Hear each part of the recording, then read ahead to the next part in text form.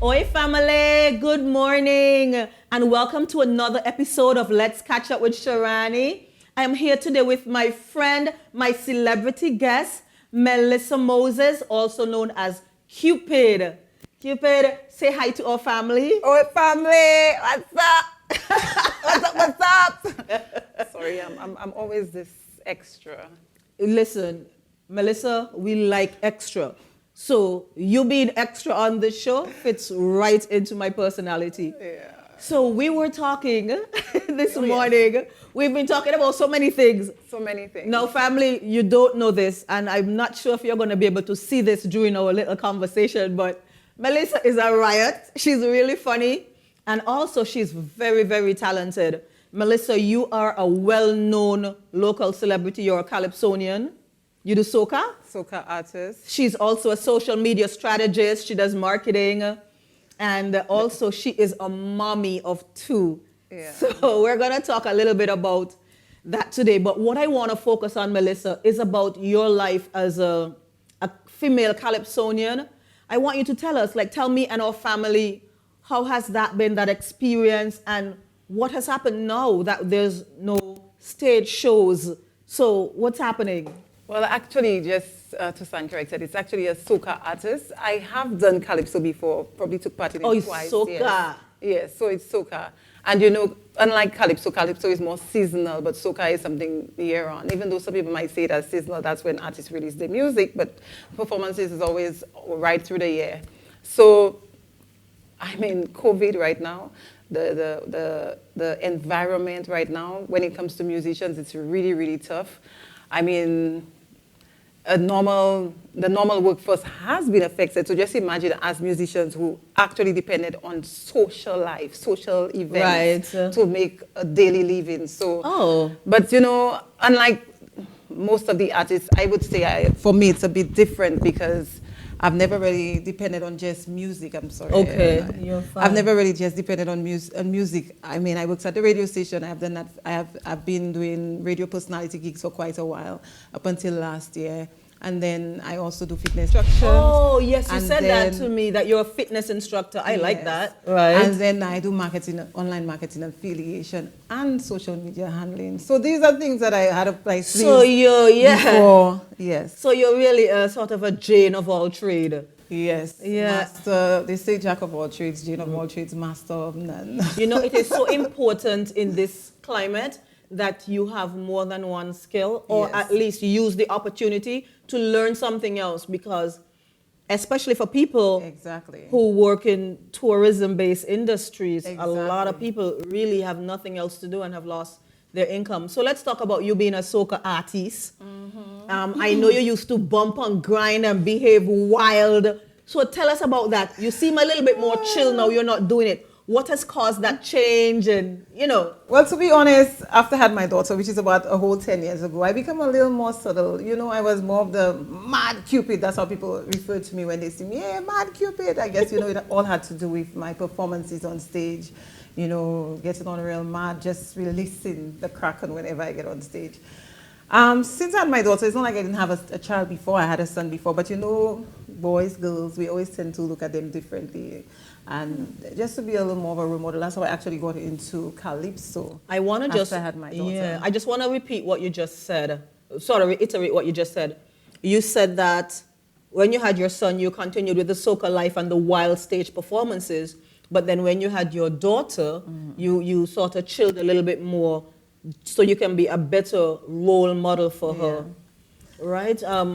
It's not like she doesn't understand, because my daughter is very smart, and I always encourage parents that you don't hide things from kids. So from the time my daughter has been around, she knows that mommy goes on stage and performs. She knows it's a performance. Regardless of what I do, how I dress, she knows it's acting. It's just like a movie. You have a script, so mommy goes by the script. So she understands that. Even when she said, Mommy, I look at your old performances before when you were mad Cupid. Oh, so she likes it. Yes, she likes the idea of, you know, because to her I was more of an, you know, I was more out there back then. You was more open, more fun. Yes. Now let me ask you, did any of your children take on that personality, like to perform or want to perform? Or both my kids. My daughter is a replica of myself. She doesn't look like me, but in terms of personality, characteristics, and talent, she is me. My son, he was at the earlier stage, but you know, these boys, they grow up, they tend to look at life different,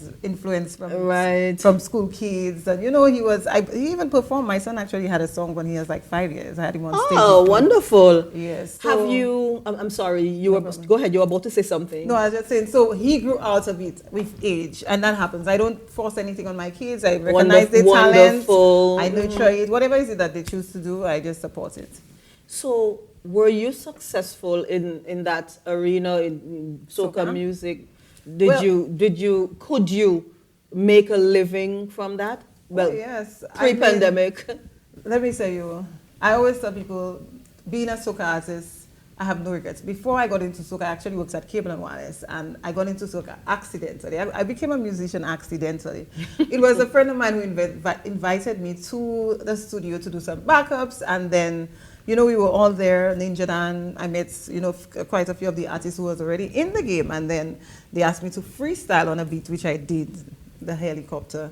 Next thing I know, I'm getting a call while I'm at work. All right. At work telling me, hey, Melissa, we need a name, we're releasing that track. I'm like, what track? The track that you did, and boom, bam, they released the track. You know, and that's how I got into music.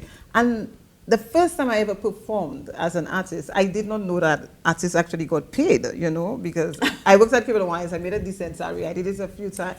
I performed a few times, and I never asked for money. It's once a promoter called me, and he was like, how much do you charge? And I was like, oh, we can charge for that. And then that's how. Yes, Melissa. You know, and talent costs money. I left my job at Cable and Wireless. Regardless of if I just performed during the season alone, that would sustain me for the entire year. Wow. Because we would make so much money, you know, from just buying.